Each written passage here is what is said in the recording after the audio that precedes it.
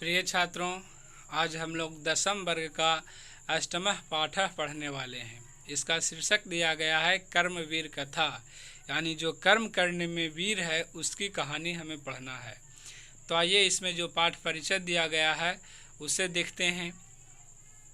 साथियों, इसके पहले मैं एक बात बता दूं, यहाँ समझाने के क्रम में कुछ ऐसे शब्दों का भी मेरे द्वारा प्रयोग किया जाएगा जो कि संस्कृत वाक्य में आपका नहीं है, लेकिन यह शब्द उसी वाक्यांश से संबंधित होगा और ऐसा प्रयोग इसलिए किया जाएगा ताकि आप लोग आसानी से समझ सकें। तो आइए पाठ परिचय को देखते हैं। पाठे अस्मिन् समाजे दलितस्य ग्रामवासिनः पुरुषस्य कथा वर्तते।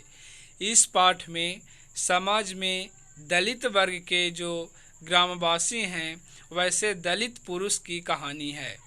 कर्मवीरः असौ निजोत्साहेन विद्यां प्राप्य महत्पदं लभते। जो कर्मवीर होते हैं वे निजोत्साहेन यानी अपने उत्साह से, अपने उत्साह के द्वारा विद्यां प्राप्य विद्या को प्राप्त करके महान पद को प्राप्त करते हैं। समाजे च सर्वत्र सत्कृतो भवति, और समाज में सभी जगह आदर सत्कार भी पाते हैं। कथाया मूल्यम वर्तते यत्, यानी कथा का मूल्य है, कथा की वास्तविकता यह है कि निराशो न स्यात्। कहानी का मेन सारांश यही होगा कि मनुष्य को निराश नहीं होना चाहिए। उत्साहेन सर्वं कर्तुं प्रभवेत्, और उत्साह से सभी कर्मों को करना चाहिए। तो आइए देखते हैं, पहला पैराग्राफ से प्रारंभ करते हैं। अस्ति बिहार राज्यस्य दुर्गम प्राये प्रांतरे भिखनटोला नाम ग्रामः। बिहार राज्य के दुर्गम प्रांत में भिखनटोला नाम का एक गांव है। निवसन्ति स्म तत्रातिनिर्धनाः शिक्षाविहीनाः क्लिष्टजीवनाः जनाः। यहाँ निवसन्ति स्म को लास्ट में बोलेंगे। तत्राति निर्धना यानी वहाँ अति निर्धन मतलब बहुत गरीब, शिक्षा विहीना शिक्षा से विहीन, क्लिष्ट जीवना जनाः और क्लिष्ट जीवन व्यतीत करने वाले लोग यानी पीड़ित जीवन व्यतीत करने वाले लोग रहते थे। कहाँ रहते थे? भिखनटोला नामक गांव में रहते थे। तेस्वे वान्यतमस्य जनस्य परिवारो ग्रामात् बहिः स्थितायां कुटयां न्यवसत्। तेस्वे वान्यतमस्य यानी उन लोगों में से एक व्यक्ति का परिवार ग्रामात् बहिः यानी गांव से बाहर स्थित कुटिया में रहते थे। गांव से बाहर कोई कुटिया था, कुटिया का मतलब झोपड़ी हम कह सकते हैं, झोपड़ी था, उसी में रहते थे। कुटी तो जीर्ण प्रायत्वात् परिवार जनान आतप मात्राद रक्षति न वृष्टे है, यानी कुटी जो था, झोपड़ी जो थी वो जीर्ण शीर्ण सा हो गया था, टूट फूट गया था, जिसके कारण परिवार जनान आतप मात्राद रक्षति परिवार वालों को सिर्फ धूप से ही रक्षा कर पाती थी, न वृष्टि बारिश से नहीं, क्योंकि झोपड़ी वो जो कुटिया का छप्पर होता है वो इस तरह से जीर्ण शीर्ण था कि धूप से तो लोगों को बचा लेता था, लेकिन जब बारिश होती थी, पानी टपकता था तो पानी को रोक नहीं पाता और लोगों को कठिनाइयों का सामना करना पड़ता। परिवारे स्वयं गृहस्वामी तस्य भार्या तयोरेकः पुत्रः कनीयसी दुहिता चेत्यासन।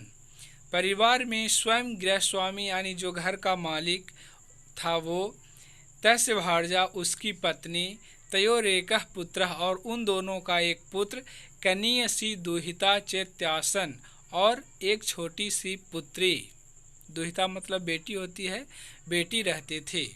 For more videos, subscribe my YouTube channel Harsh Narayan Pandey. तस्मात् ग्रामात् क्रोशमात्र दूरम प्राथमिको विद्यालयः प्रशासनेन संस्थापितः।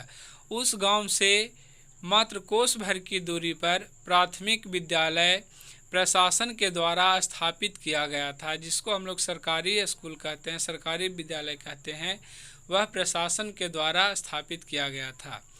तत्र एको नवीन दृष्टि संपन्नः सामाजिक सामरस्य रसिकः शिक्षकः समागतः। वहीं एक नवीन दृष्टि से संपन्न यानी अच्छे नज़रिए वाले एक सामाजिक समरसता वाले शिक्षक आए। सामाजिक समरसता कहने का मतलब जो समाज में सभी वर्ग के बच्चों को समान दृष्टि से देखें, वैसे शिक्षक आए। भिखन टोलाम द्रष्टुम आगतः स कदाचित् खेलन रतं दलित बालकं विलोक्य तस्या पात्रमनीयेन स्वभावेनाभिभूतः। भिखन टोला को देखने के लिए आए। वो जो शिक्षक आए नए वाले, वो भिखन टोला को देखने के लिए आए और स कदाचित वह कभी खेल में मग्न दलित बच्चों को देखकर और तस्य पात्रमनीयेन उसको जो खेलने की शैली थी उसे देखकर उसके आकर्षण से प्रभावित हो गए। और शिक्षकम बालकमीनम स्वविद्यालयमानीये स्वयं शिक्षितुमारभत। साथियों, यहाँ पे जो शब्द दिया गया है 3 कनिष्ठ शब्द है, इसको मैं तोड़ के बताता हूँ ताकि आसानी से समझ में आ जाए, और जब तोड़ दूंगा इसे तो इसका अर्थ भी सामने आ जाएगा। यहाँ लिखा हुआ है शिक्षकम बालक मेनम, तो यहाँ बालक मेनम नहीं बालकम एनम, बालकम जोड़ एनम हुआ है। उसके बाद है स्वविद्यालय मानीय, तो यहाँ होगा स्वविद्यालयम आनीय, स्वविद्यालयम आनीय। उसके बाद स्वयं शिक्षितुम आरभत, तो यहाँ शिक्षितुम आरभत को शिक्षितुम आरभत बोलेंगे। अब इसका हिंदी देखते हैं। शिक्षकम बालकम येनम स्वविद्यालयम आनीय स्वयं शिक्षितुम आरभत, यानी शिक्षक ने उस लड़के को, उस बच्चे को अपने विद्यालय लाकर स्वयं शिक्षा देना प्रारंभ किया, पढ़ाना प्रारंभ किया। बालको अपि तस् शिक्षण शल्याकृष्टः शिक्षा कर्म जीवनस्य परमा गतिरिति मन्यमानो निरंतर मध्यवसायेन विद्याधिगमाय निरतो अभवत्। वह बालक भी है जो उनके शिक्षण शैली से आकृष्ट होकर यानी आकर्षित होकर शिक्षा कर्म जीवनस्य परमा गति रीति, शिक्षा कर्म ही जीवन की उत्तम गति है ऐसा मानकर निरंतर स्वाध्याय में, प्रयास में, परिश्रम में लग गया और विद्याधिगमाय निरतो अभवत्, विद्या प्राप्ति के लिए वह निरंतर मग्न हो गया। क्रमशः उच्च विद्यालयं गतस्तस्यैव शिक्षकस्याध्यापनेन स्वाध्यायवसायेन च प्राथम्यं प्राप्य। क्रमशः उच्च विद्यालय में जाकर वहीं शिक्षक का जो अध्यापन शैली था, शिक्षक के अध्यापन के द्वारा और स्वाध्याय के द्वारा अपने मेहनत और परिश्रम से प्रथम स्थान को प्राप्त किया। वह जो लड़का था वह उच्च विद्यालय भी गया तो वहाँ शिक्षक का जो अध्यापन शैली था उसके माध्यम से और अपने परिश्रम से प्रथम स्थान को प्राप्त किया। छात्राणां ध्ययनं तपः इति भूयो भूयः स्वविद्या गुरुनोपदिष्टोऽसौ बालकः पित्रोरर्थाभावे अपि छात्रवृत्त्या कनीयश्छात्राणां शिक्षणलब्धेन धनेन च नगरगते महाविद्यालये प्रवेशं लभत। छात्रों का अध्ययन ही तप है, यानी विद्यार्थियों के लिए अध्ययन करना ही तपस्या है। यह अपने गुरु के द्वारा बार बार उपदेश दिए जाने पर बालकः पित्रोरर्थाभावे अपि, बालक पिता के धन के अभाव में भी, यानी अर्थ का मतलब होता है आर्थिक रुपये पैसे की कमी, तो पिता के पास धन अभाव रहने के बावजूद छात्रवृत्ति के धन से और कनियश छात्राणाम शिक्षण लब्धेन, छोटे छोटे बच्चों को, छोटे छोटे छात्रों को पढ़ा करके जो धन प्राप्त हुआ उससे नगरगते महाविद्यालय प्रवेशम लभत, उस धन से नगर में जाकर, शहर जाकर महाविद्यालय में प्रवेश लिया, यानी कॉलेज में एडमिशन लिया। तत्रापि गुरूणां प्रियः सन् सततं पुस्तकालये स्ववर्गे च सदा वहितचेतसा अकृतकालक्षेपः स्वाध्यायनिरतो अभूत्। वहाँ भी गुरुओं का प्रिय, शिक्षकों का प्रिय, वह हमेशा पुस्तकालय में और स्ववर्गे अपने वर्ग में सावधान मन से अकृत कालक्षेप बिना समय गंवाए अपने स्वाध्याय में, अपनी पढ़ाई में लग गया। महाविद्यालय से पुस्तकागारे, पुस्तकागारे का मतलब होता है पुस्तक के भंडार में, यानी यहाँ पुस्तकालय कह सकते हैं।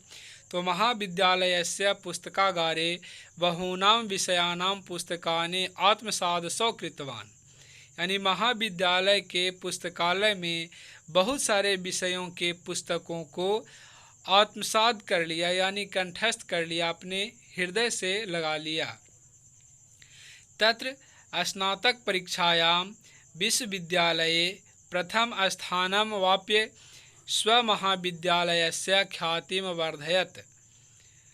और इतना ही नहीं, वहाँ स्नातक की परीक्षा में विश्वविद्यालय में, यानी पूरे विश्वविद्यालय भर में प्रथम स्थान को प्राप्त करके अपने महाविद्यालय का नाम रोशन किया। सर्वत्र राम प्रवेश राम इति शब्दः श्रूयते स्म नगरे विश्वविद्यालय परिसरे च।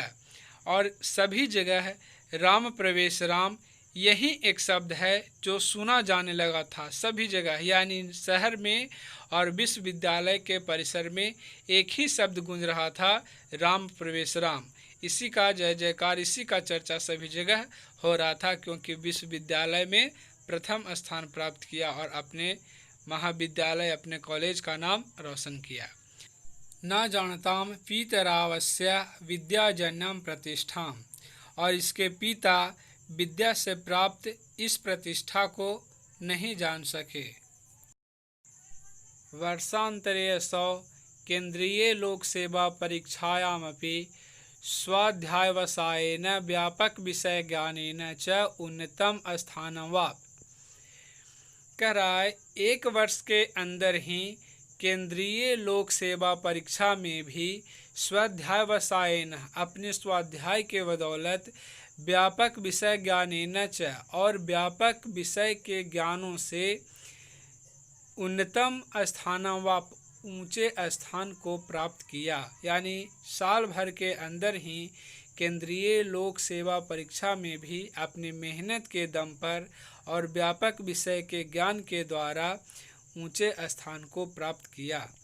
साक्षात्कारे च समिति सदस्यास्तस्य व्यापकेन ज्ञानेन तत्रापि तादृशे परिवार परिवेशे कृतेन श्रमेणाभ्यासेन च परम प्रीतः अभूवन्।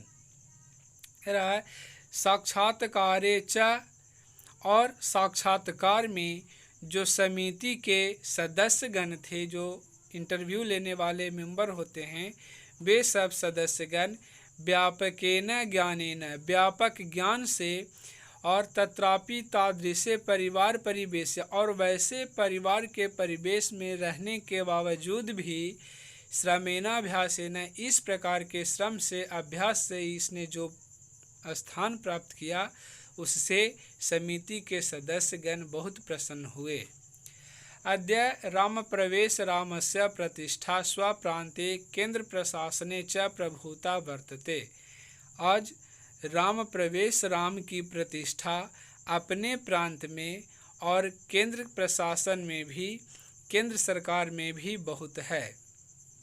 तस्य प्रशासन क्षमतां संकटकाले च निर्णयस्य सामर्थ्यं सर्वेषामावर्जके वर्तते। उसका प्रशासनिक क्षमता और संकट के समय में निर्णय लेने का जो क्षमता है, वह सभी के लिए आकर्षक है। नूनम असौ कर्मवीरो व्यतीत्यवाधा प्रशासन केंद्रे लोकप्रिय संजाता है। और अवश्य ही यह कर्मवीर जो हुआ, वह बहुत सारे अनेक बाधाओं को पार करके प्रशासन केंद्र में, प्रशासन के क्षेत्र में लोकप्रिय हुआ। सत्यमुक्तम, सत्य ही कहा गया है, उद्योगिनम पुरुष सिंह मुपैति लक्ष्मी, यानी उद्योग से ही, परिश्रम से ही पुरुष श्रेष्ठ होता है और श्रेष्ठ को ही लक्ष्मी वरण करती है, यानी श्रेष्ठ के घर ही लक्ष्मी पधारती है। तो छात्रों, इस प्रकार से अपना यह कर्मवीर कथा संपूर्ण हुआ। मैं उम्मीद करता हूँ आप लोगों को समझ में आया होगा, और अगर कहीं कोई परेशानी है तो कमेंट बॉक्स में ज़रूर लिखें, और इसे अपने पढ़ने वाले साथियों के साथ शेयर ज़रूर करें, क्योंकि शेयर करना एक पुण्य का काम होता है। आपके साथी सहपाठी पढ़ने वाले लोग इसे पढ़ेंगे और लाभान्वित भी हो सकेंगे। और साथियों, अगर चैनल को अब तक सब्सक्राइब नहीं किया है तो सब्सक्राइब कर लें, ताकि और भी चैप्टर और ग्रामर से संबंधित जो भी मैं अपलोड करूं वो नोटिफिकेशन के माध्यम से आपको मिलता रहे, और बेल आइकन ज़रूर दबा देंगे। So wish you all the best. Thank you. That's all.